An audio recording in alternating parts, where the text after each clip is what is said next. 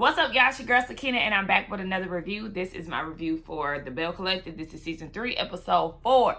Excuse me if I sound a bit, I don't know what it is, but I just woke up at 11. It's like 10:50 something. It's 12:14 currently. I always give y'all a time lately. But yeah, I got a late start to the day. It's actually a beautiful day, so I do plan to get out. I need to go get my eyebrows done, y'all, because now. But yeah, I need to get on ahead and get out this weekend. You know, it is Juneteenth on Monday. Shout out to all the black people, okay? Power to the people. But yeah, I had a late start today, so I still kind of feel like in this sleepy mode, like I'm still I'm in a slumber, okay? Let's just put it that way. Anywho, the episode opens up with Latrice and Selena, who is JJ's ex-wife, and they're going dress shopping for Latrice's hair event that's coming up. They have a conversation about who's going to be in attendance. So Gucci is. Selena tears up her face. And she was saying that, or Latrice was saying that there is a weird energy between Selena and So Gucci. She feels like So Gucci is still jealous of the ex-wife because it did take JJ a long time to divorce her. I don't know. I never seen JJ and the ex's dynamic to really get a feel of jealousy. So I don't know. According to Selena, she would see So Gucci out in public. She would speak while her daughters are with her, and So Gucci would not speak, which is weird because, you know, according to Selena, Sophia did tell us that there was a period of time where she was taking care of JJ's daughters, and she was like, that's basically not true. And, you know, she was talking shit and all of that. But is it me, or did it seem like Selena was out of breath every time she spoke? Like, I don't know. She was saying that she got the #1 real estate agency, but I didn't see plenty of realtors that have sold more houses, and my daughter is probably one of them. I'm like, dang, why it seem like you just out of breath, sis? That bothers me when I watch people talk and they sound super winded. I think it's probably that BBL meat. I don't know. Something got her winded, child. She ain't doing nothing but going through racks. Glenn and Letitia, they go and see his grandmother. You know, he don't like seeing her like that in that state, which is understandable. You know, I had to see my only living grandparent go through that, being in hospice. A terrible, terrible situation to be in, especially when you lost. This is the greatest loss that I've ever experienced. And you know, if I had loss in my family, that definitely saddened me. But like I said, this was the only grandparent that I've known. At the end of her years, we got extremely close. Like, I still have voicemails and long conversations that we had months before, like literally 8 months before she passed and all of that. So it definitely sucked. I was, you know, her first grandchild. She looked at me as the responsible one. So just over her last years, we got super close. So yeah, and then like, I don't even want to get emotional about it, but I totally understand where he's coming from. I just don't like Glenn. I just don't like Glenn, and a part of me is feeling like he about to use this and try to milk it and use this as a way for Tisha to feel bad for him. You know, you can feel bad for a person and still give them their space. Like, I understand you're going through this right now, but guess what? This is not the state that we're in. He just popped up on you. So don't forget that. Don't forget that he's tracking you and all of that. Don't let this situation blind you from what's really going on. Tisha and Marie Monroe was over at her house, Marie's house, and they start talking about their ancient and how Glenn popped up, and she was pretty much embarrassed and upset that he did that. It reminded Marie of all the things that Cedric had did. You know, he was messing around on her, and when she said enough is enough and was ready to leave, he couldn't take it. So Tisha wants to set Marie up on a blind date. Maria's like, baby, listen, I don't know, because the last blind date I had, it was a mess. And this one gonna be a mess too, based off of the preview. And she was like, she wants the guy to sign an NDA. A lot of guys aren't able to handle her success and all this.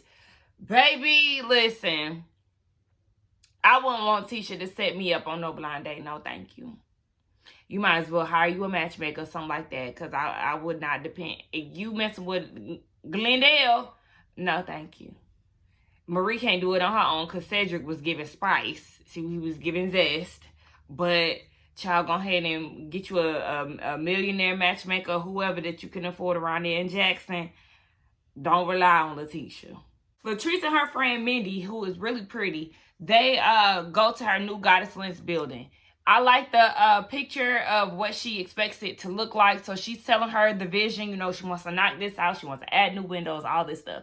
And she was like, you know, Cliff, he wants to be all in this, and this is not his project. Like this, I bought this building myself. Allow me to do this myself and on my own.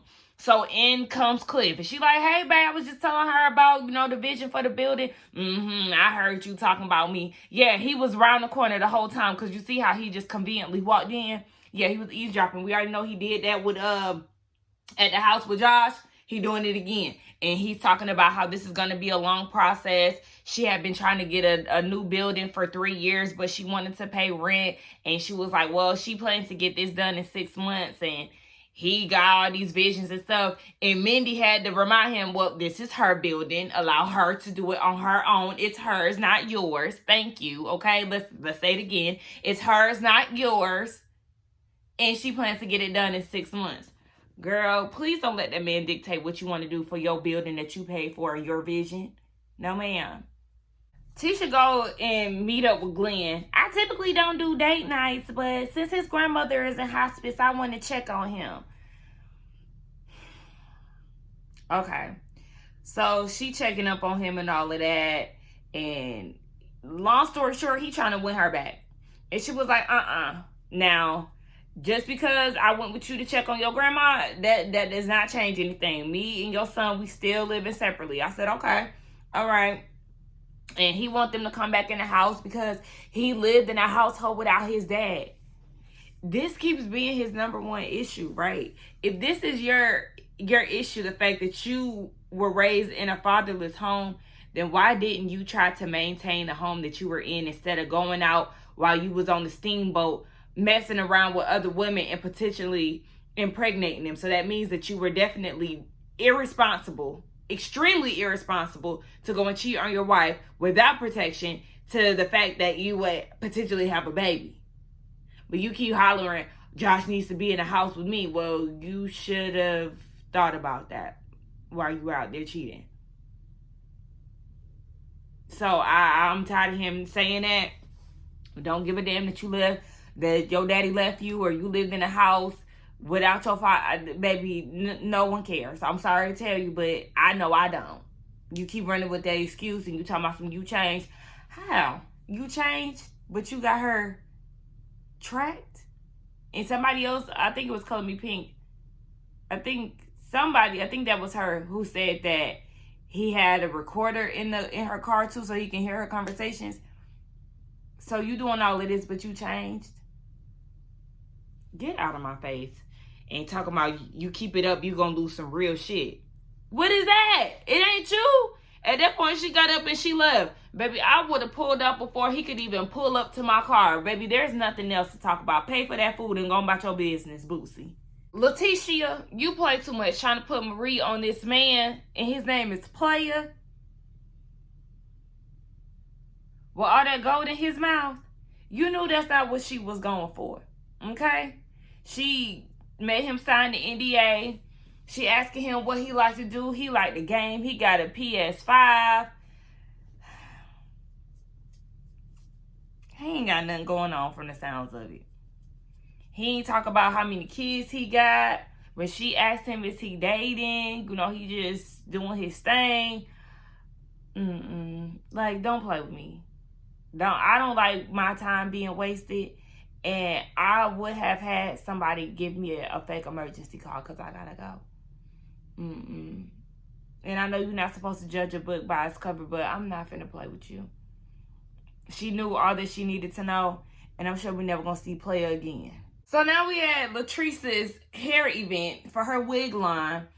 She named her wigs after the Bells.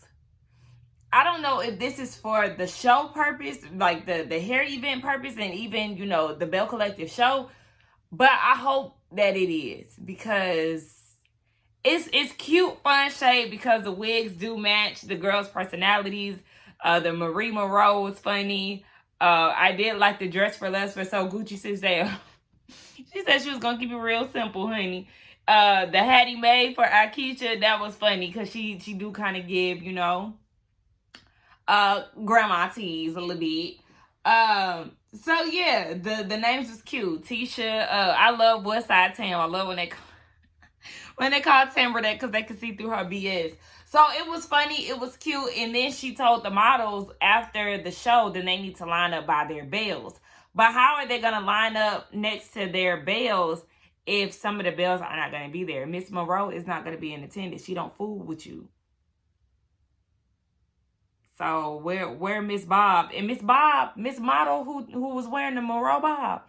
I'm gonna need you to get your walk together. I'm gonna need you to pair up with Letitia's model, because she was strutting, okay? Maybe you need to get some lessons from Miss Ma'am, because the way you came in there, your arms was swinging like you was about to double dutch. You didn't know what to do with your hands, honey. We gonna need you to start. Go back, start from the top. You see how Miss Tisha was walking? Yeah, you need to be like that. Now that bob is bobbing, but I'm gonna need you to go ahead and strut like Miss Ma'am, okay? So yeah, I was just confused as to how it was named after the Bells, but some of the Bells ain't gonna be in attendance. Anyway, what else happened? Oh yeah, her friend name is Mandy. I think I was calling her Mindy, but Mindy was doing her hair. I said editing. Let's get it together, because at one point Mandy was doing a half up, half down on Latrice, and then at the blink of an eye, she curling her hair and her hair was down. Which one is it? Anyway, they talking about Josh and if he was gonna come. No, he's not gonna come, because she is upset that Josh told Akeisha her business. She said after she met up with Akeisha, she got in the car, she was crying because, you know, she just couldn't believe he did that. But a lot of our mistakes is being upset with somebody and not telling them why. I'm guilty of that. I've done that before. We have to communicate with somebody. I'm even watching Young, Rich, and African, Young, Famous, and African Childless, and the Africans, okay, on Netflix. And I just got into season 2. I absolutely love season 1, but I was kind of late to the party because I was trying to catch up on other stuff. And I just watched The Ultimatum and all of that. Anywho, the Swanky and Annie situation. It's like, y'all not talking. Y'all have not been talking in a minute. And I think Swanky said that they haven't been talking. He heard Annie talking about, well, hold on, wait. This might not be the situation. Because if I'm not mistaken, I think it initially was presented like they didn't know why, or Anne didn't know why Swanky wasn't talking to her. But according to Swanky, he said that she's mad at him for basically her messing up. So maybe she does know. She's just acting like she doesn't know to other people because everybody getting in their business. I don't know, but bottom line, talk it out. The moral of the story is, regardless of how things is playing out there, they need to talk it out. The silent treatment and all of that, that's not cool, because the other person is wondering, you know, what's wrong. They really don't have an idea, or they may have an idea, but still the cold shoulder is given to them without having a conversation, respecting the relationship enough to have a conversation. Like I said, I've done that. I'm not a confrontational person. Sometimes I'd rather just not talk to you and let the relationship phase out. But, you know, if the relationship actually meant something, then the thing to do is to have a conversation. So, Latrice, you need to have a conversation with Josh, because at the end of the day, he loves you. He is in support of you. He's not trying to downplay or down talk you. Just have the conversation. Child, okay, so the girls are starting to come to Latrice's event. Baby Akeisha, Body yaddy, the dress, the shoes, okay. That was cute. So she came through. Tisha came through. Let me tell y'all something. I'm really starting to dislike sequins. The overly sequenced dresses are starting to get to me. I like that blue sequence dress that she wears in her confessional with that brown bob. That is not a cute combo. That dress is ugly, and so is the wig. It does not compliment you, Tisha. Like, I need you to get a new confessional look because I'm tired of looking at that. When you showed up to Latrice event with sequins on, like, stop. Don't get me wrong. I mean, I do a little sequence number. Usually it's New Year's. You know, New Year's, that's the most appropriate time to wear those type of things. But it's just like, y'all be playing it out, y'all. I don't be wanting to see no sequin shit. Damn. Anyway, Tambra comes, so Gucci comes with her tits out. I don't know, that outfit, I kind of got mixed reviews. I mean, I wouldn't wear it for me. It looked good on her, but it's not my thing. So, you know, she was getting some compliments on that. But so Gucci, let me get on you real quick. The problem that I have with you is your energy. Yes, you said that you was gonna come and support the Bells, even though you and Latrice ain't, you know, seeing eye to eye right now. You wanted to come and support. So do that. Why come to her event being nasty? You barely wanted to give her a hug. Why are you here?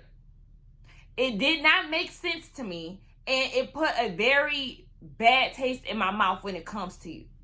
I like you. I think you're funny. I love your hair. But that type of attitude, no. If you had a problem with her, then you should have stayed at home. So the energy is off.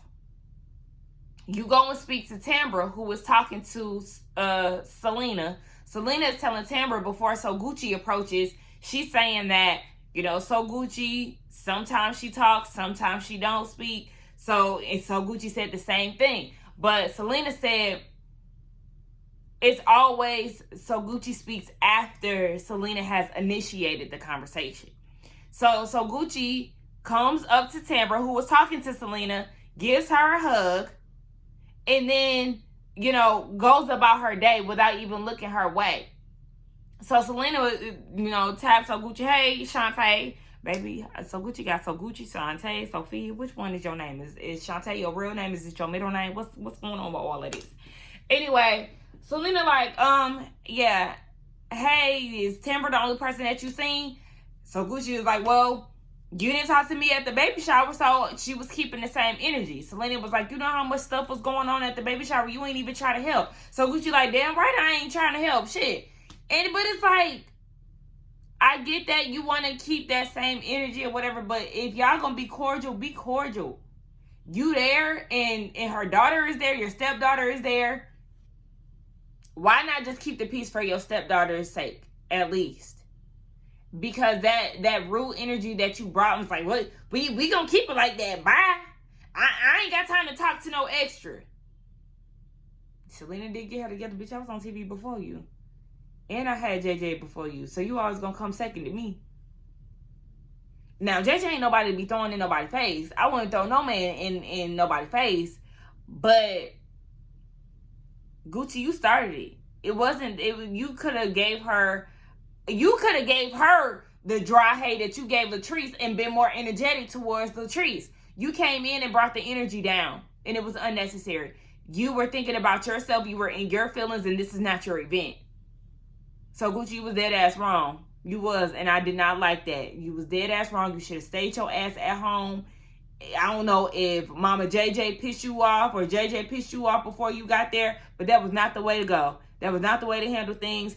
And like I said, you was dead ass wrong. But anyway, y'all let me know what y'all thought about this. They get into a heated conversation. Drinks start flying. We hear glasses breaking. Y'all did too much, but we'll see how it, ends in the next episode. Let's get down in the comments to talk, y'all. Do not forget to like, comment, and subscribe to my channel, and I will see y'all in the next one. Bye.